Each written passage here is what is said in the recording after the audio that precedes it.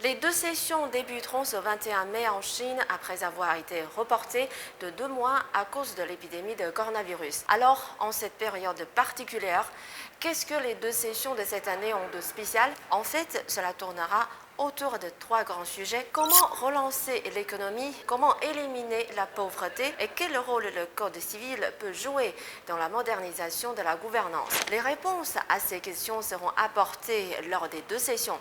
Mais aujourd'hui, on ne va pas parler de ça. Je voudrais plutôt comparer les deux sessions chinoises avec les parlements occidentaux. Tout comme le Parlement en Occident, la Chine a aussi son organe suprême du pouvoir.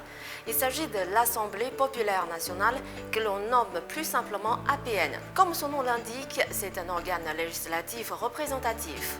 Ensuite, il y a l'organe consultatif, la Conférence consultative politique du peuple chinois ou CCPPC. Les sessions plénières annuelles de l'APN et de la CCPPC forment ce que l'on appelle les deux sessions.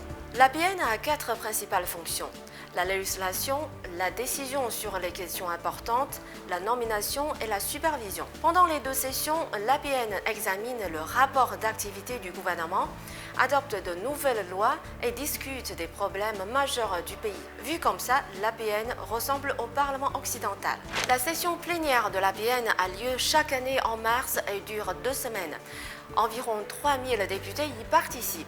Ces députés viennent de tout le pays et représentent différentes professions et minorités. Ils sont élus lors d'élections régionales.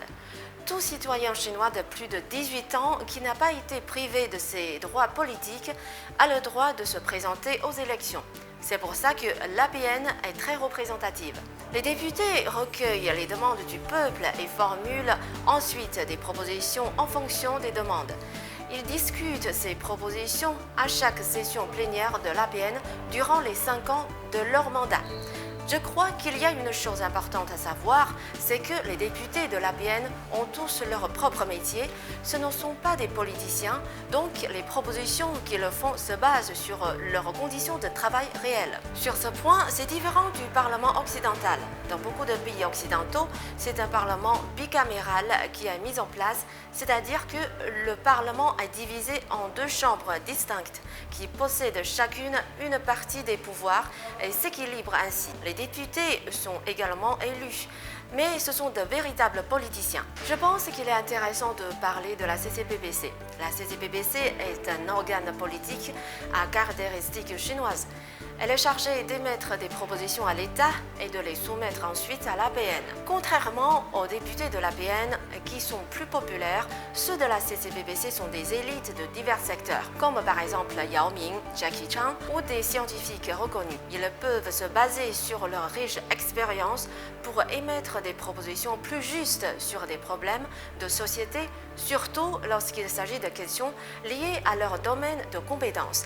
Ça permet à toute la société de continuer à se développer. Certains amis occidentaux pensent que tout est décidé en secret en Chine, car il y a rarement de débats enflammés ou de propositions rejetées pendant les deux sessions, et que celles-ci ne sont là que pour faire beau. En fait, c'est un malentendu causé par la méconnaissance du système chinois et des habitudes des Chinois. J'avais parlé dans une vidéo précédente du confucianisme. J'avais expliqué que le confucianisme est un courant de pensée inclusif et pacifique. En Chine, traditionnellement, on se prépare en avance et ensuite on discute calmement. Ce n'est pas à la fin du débat qu'on va s'enflammer. Je suis sûre que les étrangers vivant en Chine depuis longtemps seront d'accord avec moi sur ce point. En réalité, les débats techniques sur les sujets majeurs commencent bien avant les deux sessions. Les avis du peuple et du gouvernement sont pris en compte et un projet de loi est modifié plusieurs fois avant d'être soumis à l'APN. Donc le projet est déjà mûr et accepté par la majorité quand il est soumis à l'APN. Je vais prendre l'exemple de la loi sur la propriété privée. La rédaction du projet de loi a été lancée en 1993 et s'est terminée en 1998. Le projet a ensuite été soumis au comité permanent de l'APN en décembre 2002, pour un premier examen et le texte intégral du projet a été rendu public en juillet 2005. Il a ensuite été examiné 6 fois avant d'être finalement soumis au vote de l'APN le 16 mars 2007. Il aura fallu 14 ans pour établir cette loi.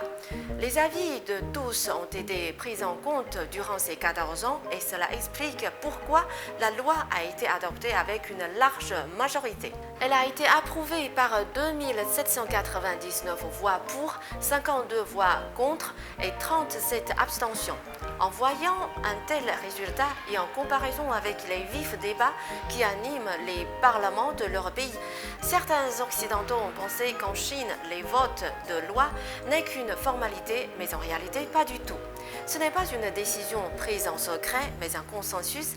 Les différends ont tous été réglés pendant ces 14 années. Le Parlement en Occident ou les deux sessions en Chine reflètent tous de la sagesse des peuples. Ce sont deux systèmes qui ont été pensés et qui conviennent à la population locale. Il n'y a pas de bon ou de mauvais système et cela ne sert à rien de vouloir transposer son système chez quelqu'un d'autre. Ceux qui se préoccupent du développement économique et du bien-être de la société ne se concentrent pas sur le système en lui-même, mais sur ce qu'il pourrait apporter de bien au peuple. Je pense qu'il faut que nous acceptions nos différences, qu'il ne faut pas se focaliser sur les différences de nos systèmes, mais sur les résultats obtenus. Je crois que ce n'est que comme ça que nous pourrons nous comprendre mutuellement. Merci de m'avoir suivi. À la prochaine.